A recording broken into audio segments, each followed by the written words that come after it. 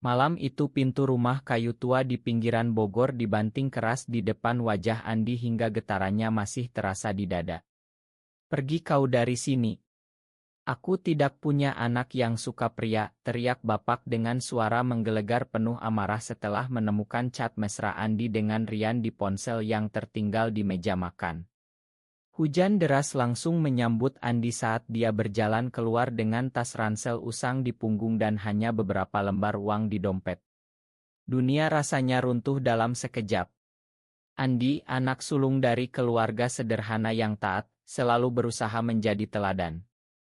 Sekolah bagus, kuliah ekonomi di universitas negeri, bahkan pernah membantu bapak mengurus warung kecil. Tapi cinta yang dia rasakan pada Rian, teman sekelas yang lembut dan penuh pengertian, membuat segalanya berubah. Mereka bertemu di kampus, saling menguatkan lewat obrolan malam tentang mimpi dan ketakutan. Malam penemuan itu dimulai dari pelukan kecil di teras belakang, tapi saudara perempuannya kebetulan melihat dan langsung melapor.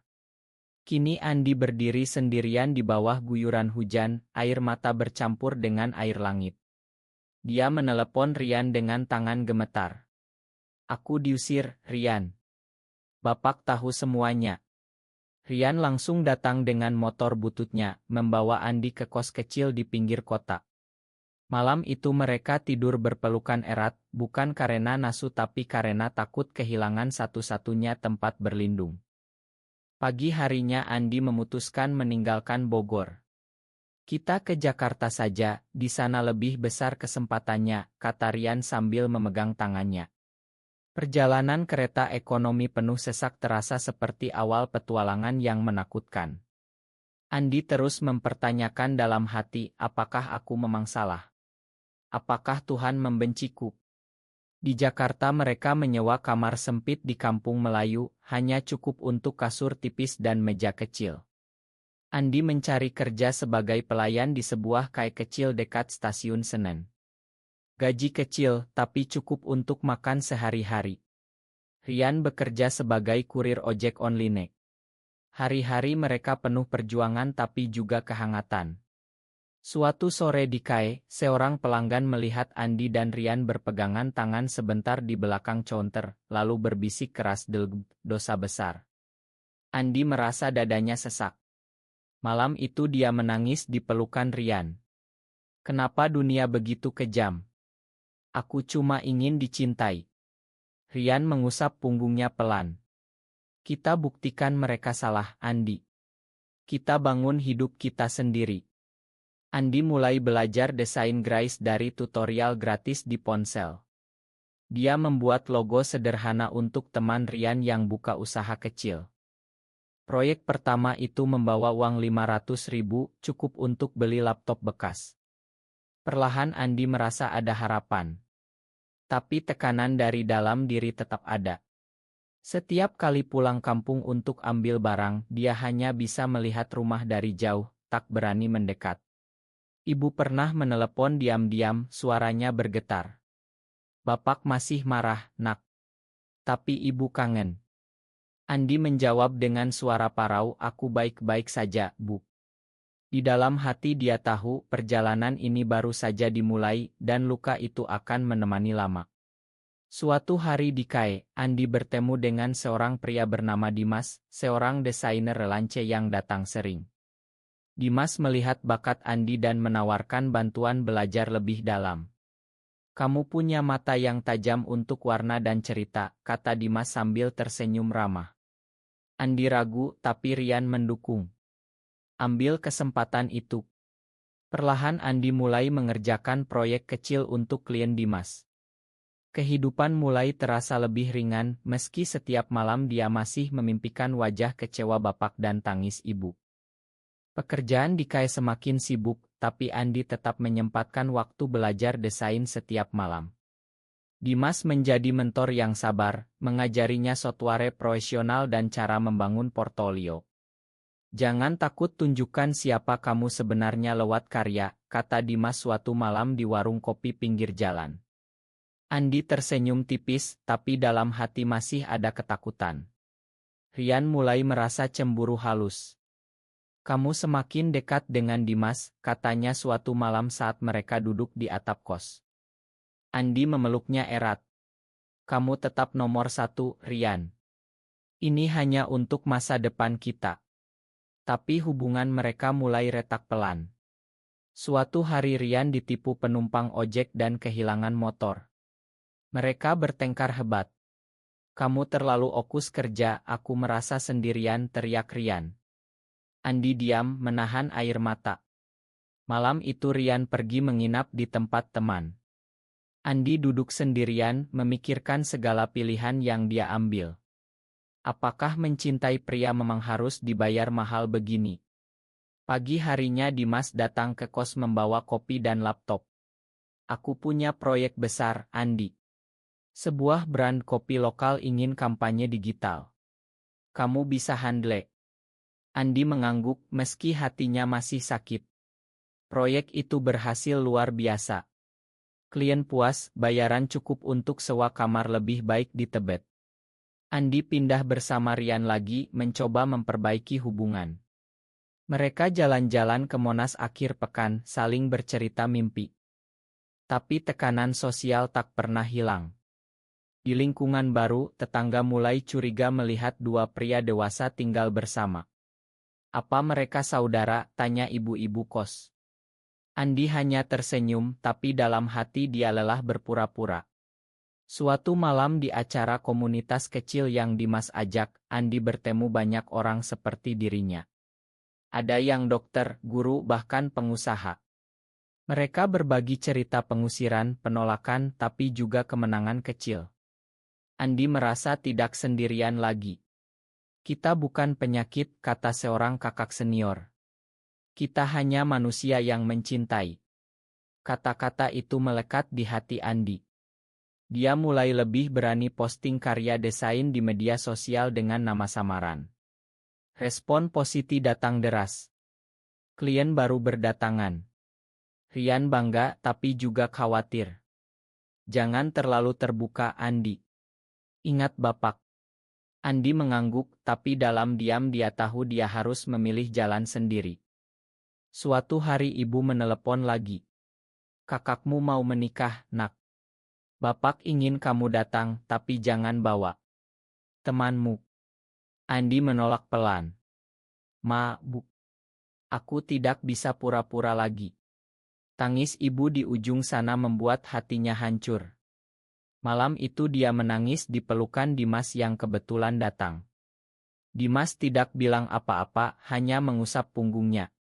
Andi sadar, persahabatan dengan Dimas mulai berubah jadi sesuatu yang lebih dalam, tapi dia takut mengkhianati Rian.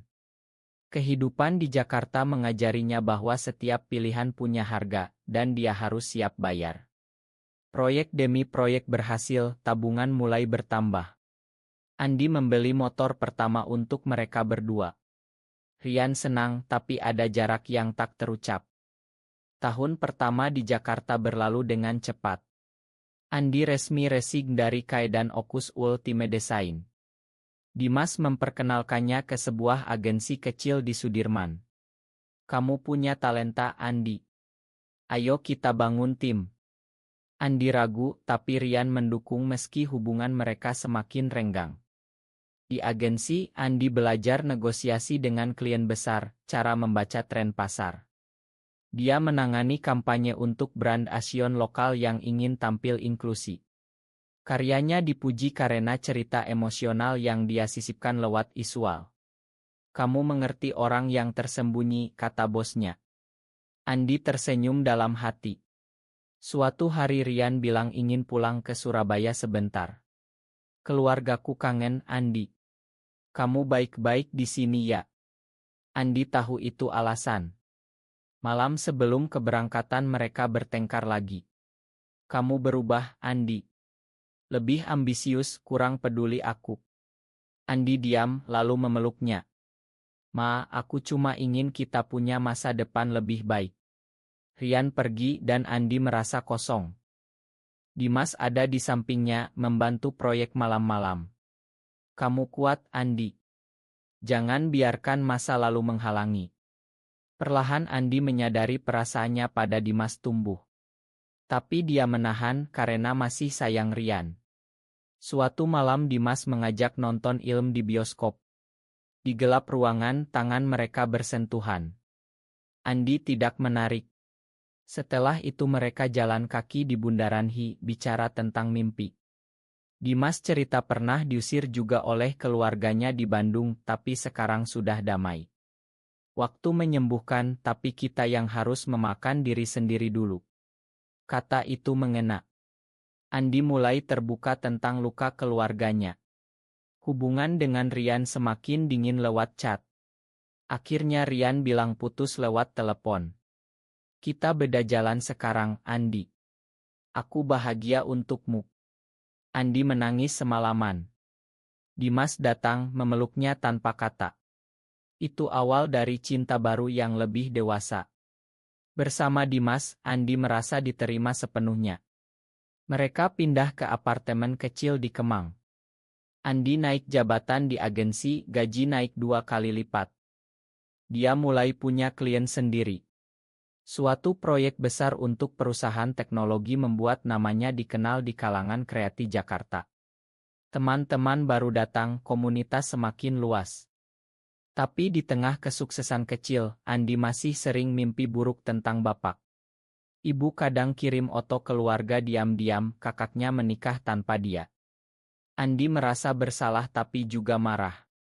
Kenapa mereka tidak bisa terima aku apa adanya, tanyanya pada Dimas.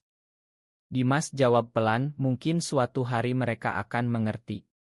Andi mulai menulis jurnal tentang perjalanannya, mencurahkan semua konflik batin. Itu menjadi terapi. Karirnya semakin cerah, tapi hatinya masih mencari damai. Suatu hari bos agensi tawarkan Andi buka cabang sendiri. Kamu siap jadi bos? Andi tersenyum lebar. Dengan dukungan Dimas, dia ambil langkah itu. Andi resmi mendirikan agensi kecil bernama Lelumina Creative di sebuah ruko di Senopati. Dimas jadi partner bisnis sekaligus pasangan hidup.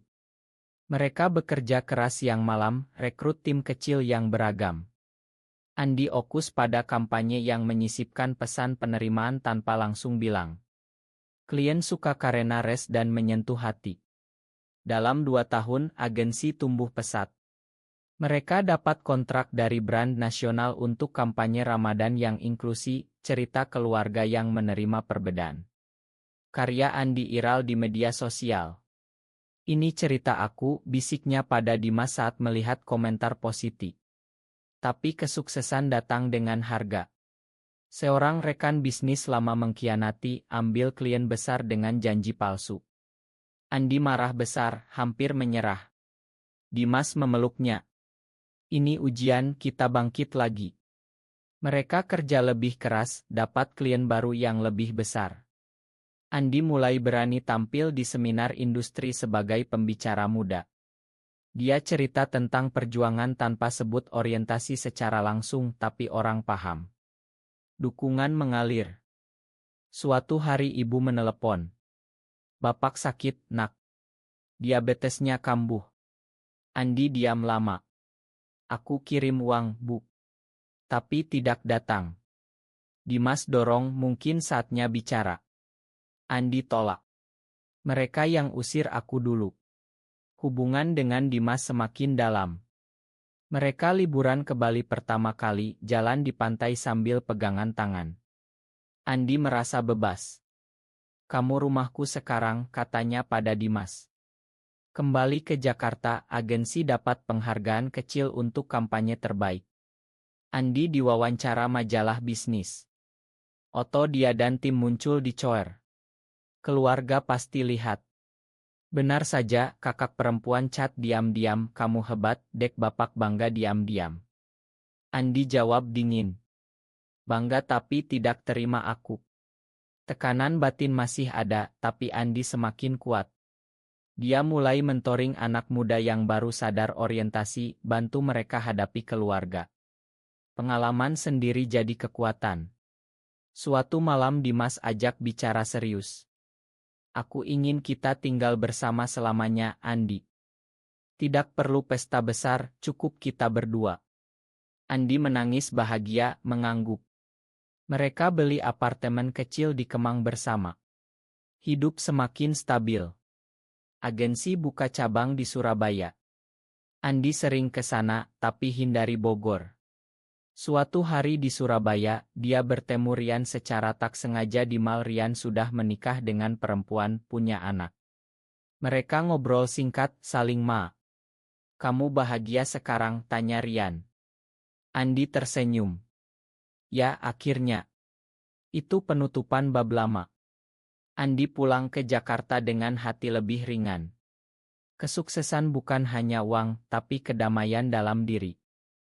Lumina Creative sudah punya 25 karyawan, kantor sendiri di kawasan SCB. Andi jadi pembicara rutin di konferensi digital marketing. Majalah Orbes Indonesia tulis profilnya sebagai Diong Creative Leader.